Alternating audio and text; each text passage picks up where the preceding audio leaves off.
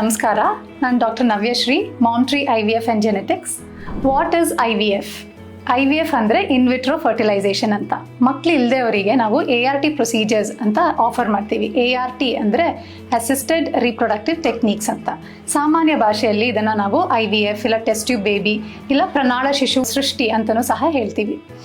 ಸಾಮಾನ್ಯವಾಗಿ normally natural ಆಗಿ pregnant ಆಗೋರಿಗೆ ಗರ್ಭಕೋಶದಲ್ಲಿ ಮಗು ಬೆಳೆಯುತ್ತೆ. ಗರ್ಭಕೋಶದ ಅಕ್ಕಪಕ್ಕ 2 ಫೆಲೋಪಿಯನ್ ಟ್ಯೂಬ್ಸ್ ಅಂತ ಹೇಳ್ತೀವಿ, ಅದಿರುತ್ತೆ. ಫೆಲೋಪಿಯನ್ ಟ್ಯೂಬ್ಸಲ್ಲಿ ಮೊಟ್ಟೆ ಮತ್ತು ವೀರ್ಯಾಣು 2 ಕೂಡಿ ಭ್ರೂಣ ಆಗೋದು. ಭ್ರೂಣ ಟ್ಯೂಬಲ್ಲೇ 2ರಿಂದ 3 ದಿನ ಬೆಳೆದು ಅದಾದ ನಂತರ ಗರ್ಭಕೋಶ ಒಳಗಡೆ ಬಂದು ಅಟ್ಯಾಚ್ ಆಗಿ ಮಗು ಥರ ಬೆಳೆಯುತ್ತೆ. ಇದೇ ಕ್ರಿಯೆ ನಾವು ಯಾವಾಗ ದೇಹದ ಹೊರಭಾಗದಲ್ಲಿ ಮಾಡ್ತೀವಿ ಅದಕ್ಕೆ ನಾವು IVF ಅಂತ ಹೇಳ್ತೀವಿ. ಮೊಟ್ಟೆಯನ್ನು ಹೊರಗಡೆ ತೆಗೆದು ಅದಕ್ಕೆ ನಾವೇ ವೀರ್ಯಾಣುನ ಒಳಗಡೆ ಹಾಕಿ ಲ್ಯಾಬಲ್ಲಿ ಪೆಟ್ರಿ ಡಿಶಲ್ಲಿ ಭ್ರೂಣನ ತಯಾರಿ ಮಾಡುತ್ತೆ. ಈ ಥರ ತಯಾರಿಯಾದ ಭ್ರೂಣನ ಗರ್ಭಕೋಶ ಒಳಗಡೆ ಕೂರಿಸ್ತೀವಿ. ಇದಕ್ಕೆ IVF ಅಂತ ಹೇಳ್ತೀವಿ. ನಮಸ್ಕಾರ.